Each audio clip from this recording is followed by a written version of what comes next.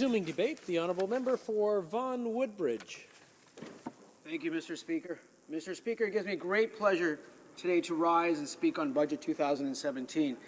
This budget is the next step in our government's focus to ensure a brighter future for all Canadians with what I call a three-pronged approach, a focus on innovation, infrastructure, and skills training.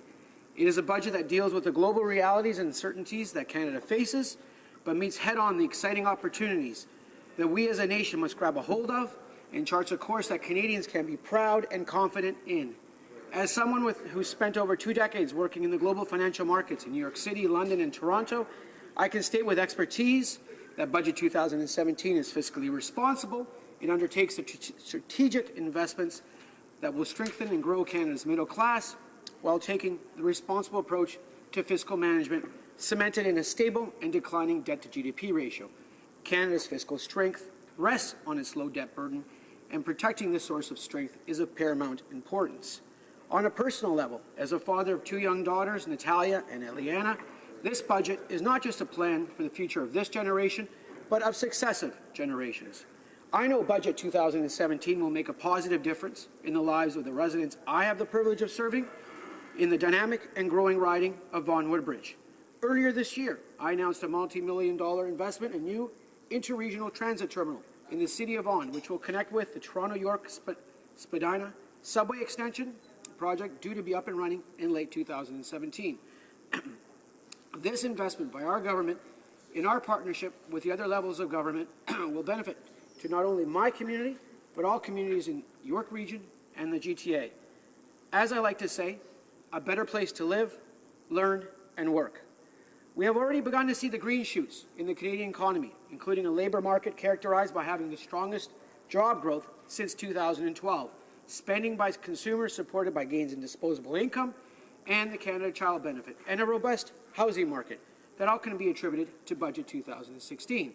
The transformational Canada Child Benefit, which this year will provide over $20 billion of direct tax-free payments to Canadian families, strategic investments in infrastructure, lowering of taxes for over 9 million middle-class Canadians, and pursuing trade policies that saw Canada complete a progressive and standard-setting agreement with the European Union are all providing a solid foundation for a brighter economic future for all Canadians for years to come. Mr. Speaker, examining the specific measures in Budget 2017 that focus on what I call our three-pronged approach: innovation, infrastructure, and skills training. In our fall 2016 economic statement, the government announced that it would invest $81 billion in infrastructure for the next 11 years. I'm proud to announce that within Budget 2017, we see those details. This will include nearly $21 billion to support social infrastructure in Canadian communities, including $7 billion over 10 years to support and create more high-quality, affordable childcare spaces across Canada. This specific investment in Canadian families, which I wish to highlight with this quote: "We are pleased that Canada's federal government has taken the significant first step in committing to a multi-year funding plan. Moving forward, creating fundamental changes in how Canada supports the middle class and all families in accessing high-quality and affordable childcare will require increased funding, planning, and coordination." Marnie Flaherty, Chair, Canadian Child Care Federation. Mr. Speaker, over $11 billion over 11 years for inclusive national housing strategy. $1.8 billion will be invested over 10 years for cultural and recreational infrastructure. An additional $10.1 billion will be invested in trade and transportation projects from coast to coast to coast. Mr. Speaker, we need to get our goods and services to market, to export, and we need to break down bottlenecks. I applaud the strategic investment of $152 million to provide consistent and effective security screening of travelers and workers, as commented by Air Canada. Air Canada today said it welcomes funding in the federal budget that will improve airport security screening process at Canadian airports. This will benefit travelers by reducing wait times and should enhance the overall travel experience.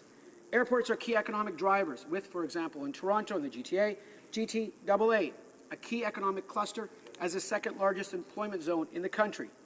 Mr. Speaker, Canada also faces a rapidly changing global economy, and for us to succeed, we must foster citizens to be global leaders in their fields and have our creative and entrepreneurial citizens propel the economy forward.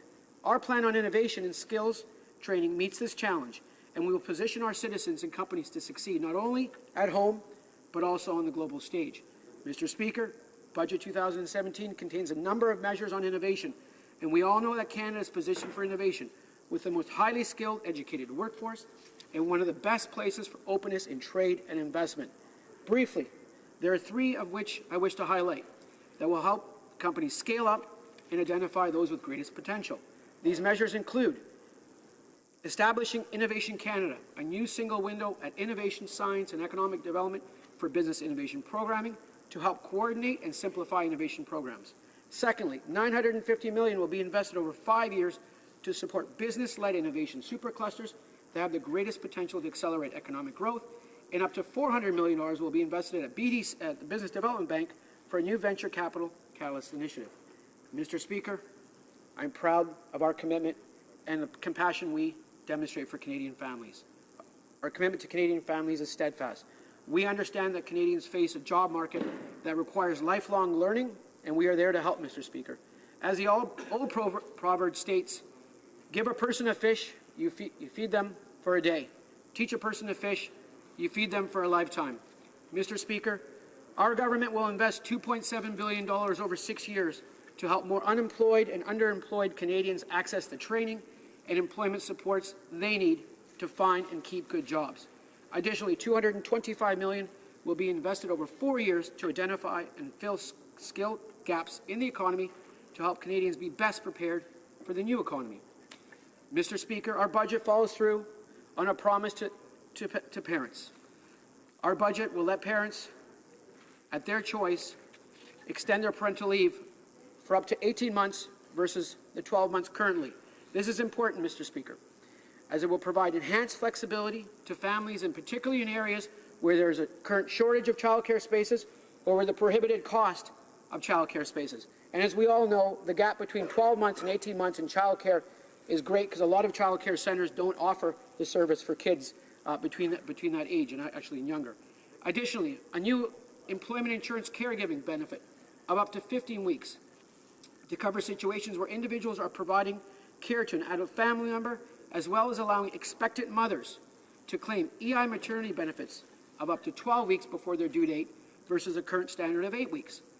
Mr. Speaker, taken together, these measures are smart investments to assist Canadian families. A few other measures that I believe are noteworthy include an initiative for better data collection in the Canadian housing market with a $39.9 million investment to establish a housing statistics framework to address housing data gaps identified by the federal, provincial, and municipal housing working group. Our government actions to date on the housing market are to ensure a sound housing market for all Canadians, and better data collection will strengthen our ability to ensure that home ownership remains robust and that our housing market remains sound. Finally, Mr. Speaker, a measure which I hope to comment on in the future is the introduction of the new Canada Caregiver Credit, which will vastly simplify the current system and replace the caregiver credit, the infirm dependent credit, and the family caregiver tax credit. With a single new tax credit, we will be better able to support those who need it the most.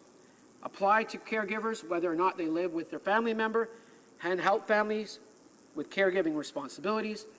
It is this type of measure which reflects the value of this government and which will make a real and positive difference in the lives of Canadian families, and makes me proud to be a part of a government that introduced Budget 2017 with those type of principles and values. Thank you, Mr. Speaker. Questions and comments? The honourable member for Sarnia-Lambton.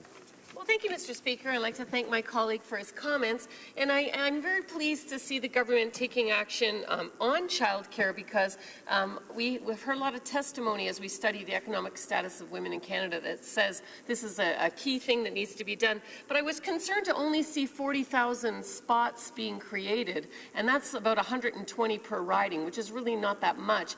And it doesn't start until the 2018-19 year. I also saw that some of the other things that philosophically I liked, skills training for the youth, etc., is also not starting until late in the mandate. And there's a lot of projections of things that go past your mandate. So why did the government decide to delay all these initiatives that are really critical in order to create jobs and to get women in the workforce?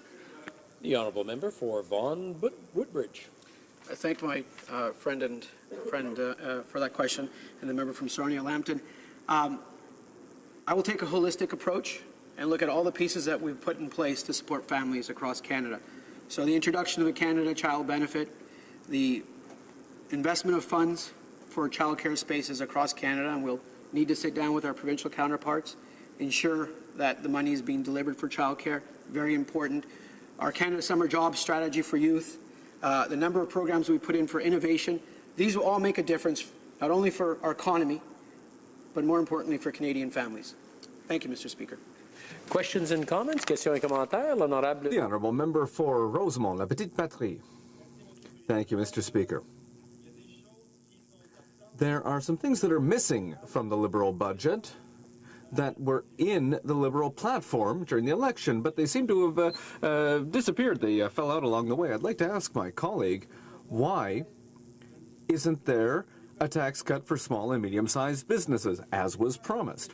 Why isn't there an end to the tax loophole for CEOs with their stock options, as promised? And why are they not respecting the Canada Human Rights Tribunal and investing $155 million for First Nations children? 3 questions. Vaughan Woodbridge. Thank you to my finance colleague from Rosemont, Beatrice. Very simple answers there. With regards to the tax loopholes or tax advantages that people may wish, organizations may wish to gain, we've again committed substantial funds to Canada Revenue. I believe it's over $500 million that we can ensure that all Canadians, all organizations are paying their fair share of taxes.